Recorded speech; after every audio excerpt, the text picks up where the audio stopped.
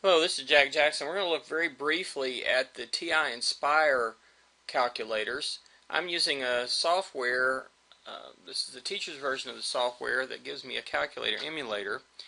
And there's a student version of this software that I think usually comes packaged with the calculator. So when you buy this calculator, not only do you get the actual calculator, the handheld unit, you also get the software that basically lets you have this calculator on your computer as well. This is very, very nice because it can give you a lot of capabilities. Now, I actually have two versions of this running right now. On the right, the larger calculator you see here with the black faceplate is the TI-nspire CAS version, and the one with the navy blue faceplate on the left is the TI-nspire CX non-CAS version. The CAS is computer algebra system, so the calculator you see on the right is a much more powerful calculator than the one on the left, even though it's only costs about $10 or $15 more, maybe 20 at the tops. So if your teacher allows you to use a CAS version calculator, this particular calculator on the right is probably the best calculator that's out there on the market as of today. Both of these calculators, if you look at them, have basically identical faceplates in terms of layout of the keys. The color scheme is slightly different, but other than that, they are exactly the same. They both have full color screens, and most of the basic operations work the same. The big difference, and the reason why the calculator on the right is much more powerful, is it does have a algebraic operating system which allows it to do a lot more symbolic manipulation. For example, pretty much all of the basic algebraic manipulations that you'll do in a beginning, intermediate, or college algebra course, or trigonometry, or even calculus course, this calculator on the right will basically do those. So it will do things like, say from algebra, like work with things like factoring polynomials and solving equations exactly. So it'll give exact answers that maybe, if the exact answer turns out to be a square root or something like that, it'll give you that exactly. It'll do exact arithmetic with things like, it'll give you many more digits. It will do fraction arithmetic exactly. It will do lots of cool things there. From calculus, it'll take derivatives and integrals. It'll do lots of things here with manipulating algebraic expressions symbolically. Whereas the calculator on the left is much more along the level of a TI-84. And in fact, this is the newer version. That's the color version. But the older version of the TI-nspire has only a black and white screen, but it has the option of pulling this faceplate out and replacing it with a different faceplate that looks just exactly like the keyboard structure of a TI-84, and basically it just downgrades that calculator to a TI-84. And you get both faceplates when you buy that version of the calculator. That's the CAS, or the nspire, is actually a little bit better calculator, and but it is nice for some folks to have that TI-84 faceplate, because if you already know how to do something on a TI-84, or if your teacher's demonstrating with the TI-84, then you can just pop that faceplate in and do everything just like you would on a TI-84. But let's go over some real basics here. The basics of operation are really just the same as they are on a TI-84, for example, but there are a few differences. The first thing is when you hit the menu button here, and by the way, in this software, in the middle you'll see the big screen for this calculator I have on the left. You have different types of documents that you can add, where you can put a new document altogether, or you can even save documents. So if you've done a bunch of calculations, or if you want to set up a template for something, you can actually save an entire document that may have multiple pages in it. If you just want to do some calculations and you don't care about saving it for later, you can just use the quick link to what's called the scratch pad. And you can go to a calculate or graph on the scratch pad. Let's do a new document. So I'm going to press 1, and I can add a calculator screen, a graphing screen, a geometry screen. The geometry has sort of a rudimentary version of something like Geometry Sketchpad. A list and spreadsheet actually gives you a full spreadsheet capabilities. Maybe not quite as robust as something like Excel, but all the basic features that Excel has that you can do with the spreadsheet here. So you can, plus you have access within the cells of that to any of the functions that are built in the calculator.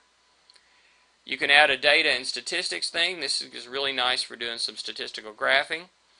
We can add a notes page, and so you can actually have a page where you actually just type in notes, formulas, whatever you want on there.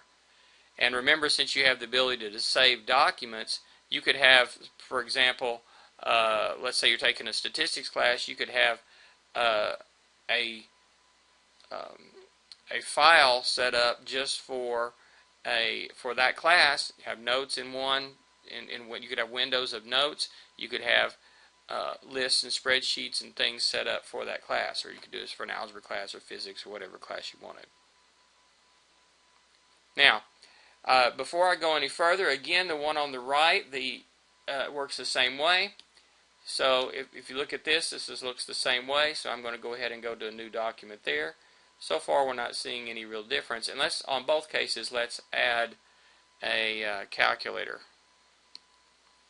So we have a calculator screen going here in some unsaved document. Okay. Okay. And before I go any further, let me also say that any calculator that you have might be restricted from use in classroom for certain exercises, certain exams, certain quizzes. There might be a quiz or an exam or something that is a completely no calculator or no technology quiz. Some courses don't even allow you to use a calculator at all. Others will allow you to use a calculator, but they may restrict you to not be able to use a CAS calculator, but only use a TI-84 level calculator. If it says a TI-84 level calculator, the TI-nspire non-CAS or the CX-nspire non-CAS version would work, but the CAS version over here would not work for those classes. So you just have to know for your particular class which one you can use. If you have unlimited choice of calculator, boy, this one on the right is very nice. Okay, so basic operations, 2 plus 6, enter. Notice it works very much like the TI-84. Again, as you're used to, if you've seen a TI-84 video or if you've worked with the TI-84 in the past, your inputs are on your left and your outputs are on the right. 3 times 9, enter. Notice that these buttons right here are actually one connected button on your calculator, but pressing on this side gives you multiplication, this side division. So 18 divided by 3. Notice that it gives it in a nice pretty print kind of fraction kind of a notation there. So if I do, say, 2/3, and then I add to that 1/5, it's going to do that in a nice fraction way. If I want to get an approximation for that, then I can do Control and enter, and it will give me a decimal approximation. Okay, so let's try a power. 2 to the power 6, 64. 3, and there's a quick button for x squared, like there is on the TI-84. Square root of 3. It gives us an approximation. Now, over here, everything that I've done there will be the same, except for this last one. If I do square root of 3,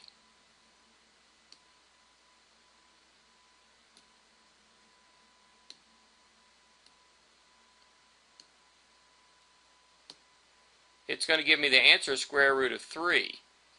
Okay? And so if I say 2 times,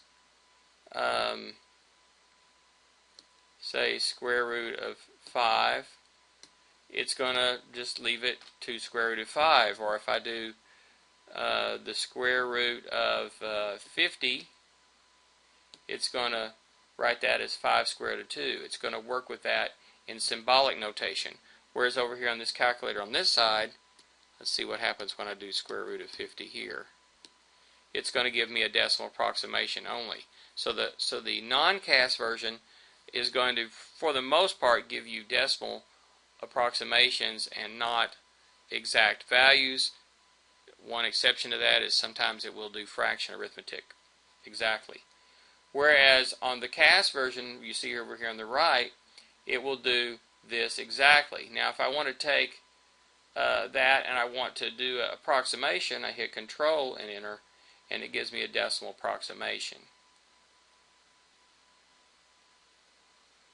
Okay, let's see. Parentheses are down here, so 2 times parentheses 5 minus 6, close parentheses, enter. As always, you enter at the end of a line, and so we can see our parentheses there. We do have some menus that we can work with.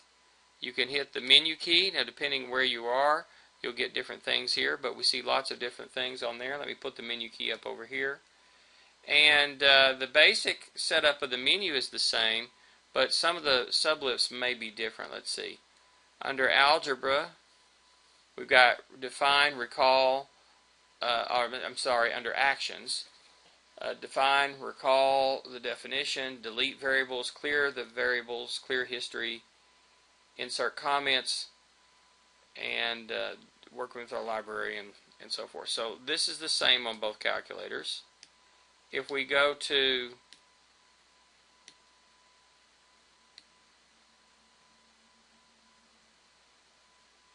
number,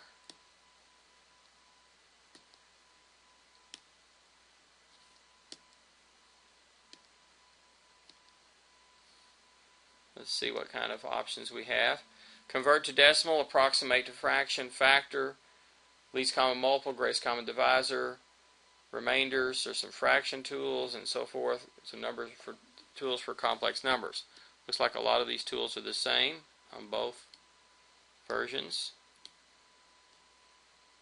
Under Algebra, so we can get to Algebra.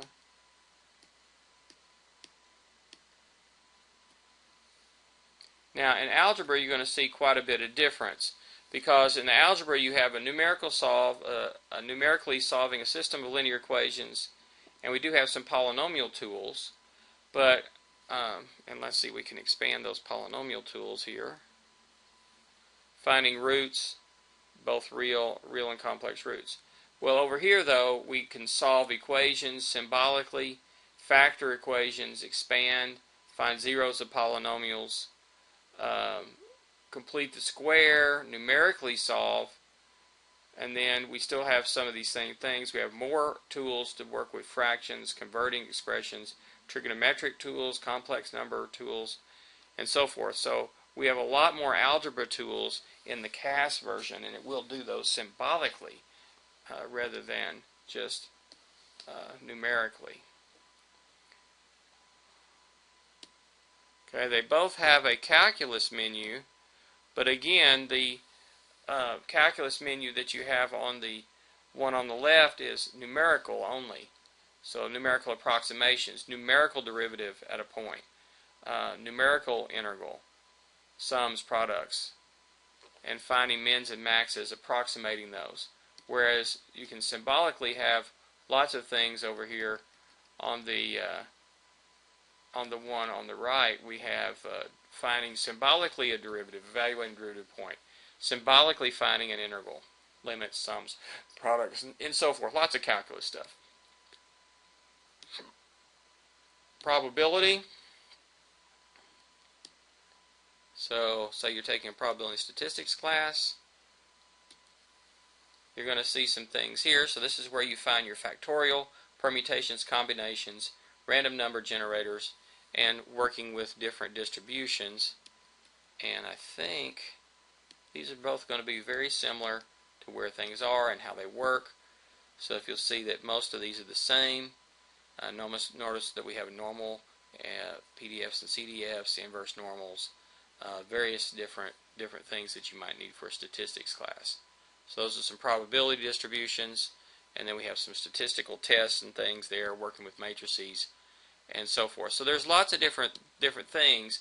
And so if you notice how this works, we have menus, and you notice, typical computer fashion, you can click on these to have these expanding submenus.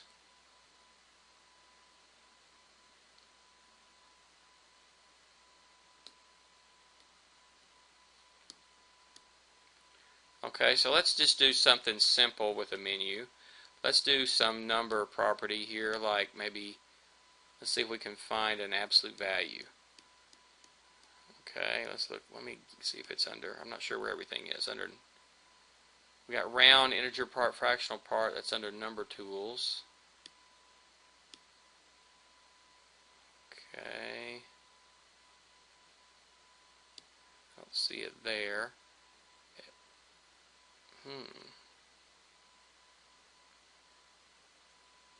Okay, I think I know where it might be. Let's take a look here. So we also have things down here that are pretty cool.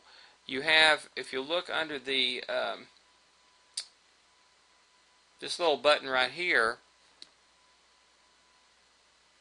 one that looks like a book, and then there's this little thing next to it. If you push the left side of that button, we can do several basic things, and there's our absolute value right there. So if we click on that, we can get our absolute value, choose that, hit enter, and now we can type in our number, like say -6, and enter, and we get the absolute value. And so a lot of these things are built up. These are expressions that you can build up. Like if you want to build a fraction, you can go to here and then type 2, and then I should be able to use my pad to move down ninths. Okay, and that's especially, 2 ninths I could have just done 2 divided by 9, and it's going to give me 2 ninths. But if I wanted to build up some expression and I don't want to have to use the parentheses, I can do it like this. So I can say 2 plus 3, and then say divide by 10. Notice that it does know that that's 2 plus 3 first, which is 5, then divide by 10, so you got 5/10, which is 1/2. And so notice it's using a horizontal fraction line. Horizontal fraction line is a grouping symbol. Notice that this is not available on a TI-84 really. You have to have we have to have this here, and so TI-84 we would be having to use parentheses on a problem like that. Oh, all kinds of cool things here. So for example, exponents here, and so say take this, the previous answer to the second power. We can build things up. Of course, we can do exponents here too. 2 to the power 5 plus 6. Notice we're still in the power. If we want to get out of the power, we use our right arrow and then say -5. So it's going to do 5 plus 6 is 11, 2 to the 11th, and then subtract 5, and we get 2043.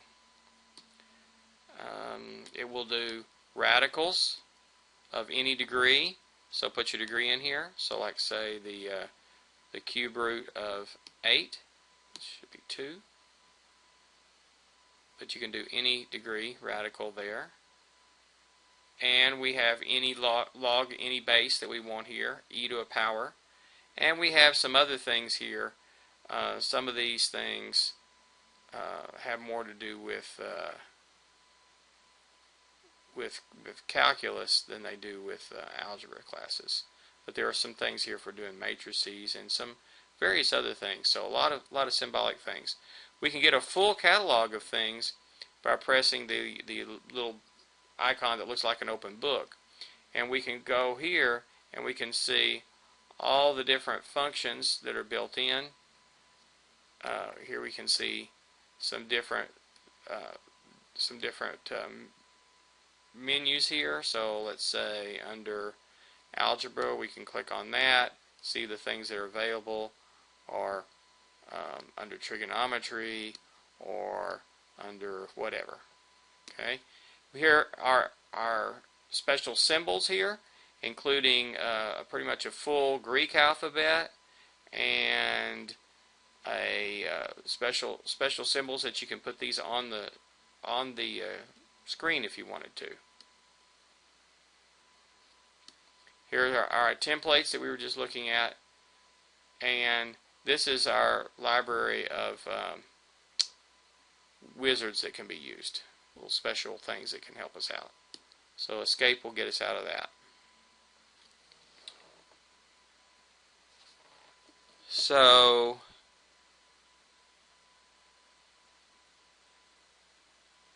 we do have shortcuts to certain things, like if you do, as with the other calculator, if you want the stuff above here that's in blue, you hit the blue control key. So if I did control and the divides, that's going to give me a shortcut to a fraction. Okay. Let's see, where else? What are some things I can... There are of course shortcuts to square root or an nth arbitrary root here. If you do control equals, this gives you a little pop-up that allows you to go choose other operators like not equal, less than, greater than, less than or equal to. The such that operator, the vertical such that we talked about in set notation. If you want certain symbols, special symbols, you can go down here. Let me escape, get out of that. And we can go down here to the pi button. And then you can select pi, circumference of a circle divided by its diameter, a very important number in lots of areas of mathematics. We have a symbol for the imaginary unit I, the special e, which is our special base of exponentials, shortcut to the variable theta. We have a symbol infinity, with degree symbol, minute symbol, and so we have access to some basic symbols that we may want to use. So if I wanted to say pi, and I want to divide by 4, and hit enter, it's going to give me a decimal approximation. I can do the same thing here. Let's see, on this calculator, pi, and then say, go ahead and hit enter, and say divide by 4, and this is actually going to just give it to me as a fraction with pi in it as a symbolic thing. And if you want a decimal approximation, then you'd hit control and enter. Now we also have variables like we do on the TI-84, and you have access to them pretty easily here by just pressing whichever one of these buttons that you want down here. Kind of the common ones, X, Y, and Z, are kind of highlighted with a different color button, but you can get to any of these right away. And your store button is control the variable button here. So if I go to and say store it as X,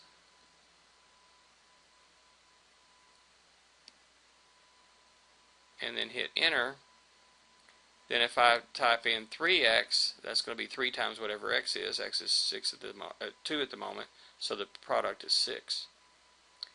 Now over here in this calculator you can do the same thing, but you have to be a little careful. For example, if I do 2x plus 6x, it's going to treat that as a variable and give me an answer of 8x. It's going to do that symbolically. It uses the distributive property to pull the x out and then add the coefficients 2 and 6. If I take 2 and say store it as x,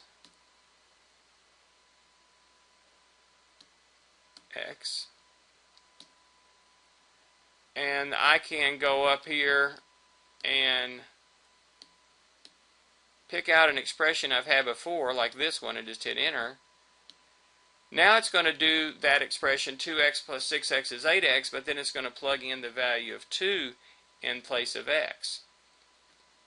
So that didn't maybe operate like I wanted it to. So one of the things that we can do under menu is go over here and we can go to number 4, clear out all of our variables. Something you don't have to really worry about on, say, a TI-84, but on the CAS calculators that makes a big difference. So if you stored something into one of the variables, you want to afterwards, after you've finished with it, you probably want to go back and clear those out so that it can be used as a arbitrary variable later on. Okay, so that gives you a really quick introduction to just some of the really basic features of this software. This stuff is a really amazing calculator, particularly this one on the right. It's amazing what all this can do. It's got full color, which we didn't really get a chance to see too much of here, but it will do all kinds of neat things, and I'll try to give you some videos showing you how to use these calculators to do some of this, some of the things that we're doing in the course as we go along. Okay. Also, there'll be a link to where you can get to an online site for a lot more videos that talk about specific features of the calculators. Okay. Quick introduction to the TI-nspire calculators.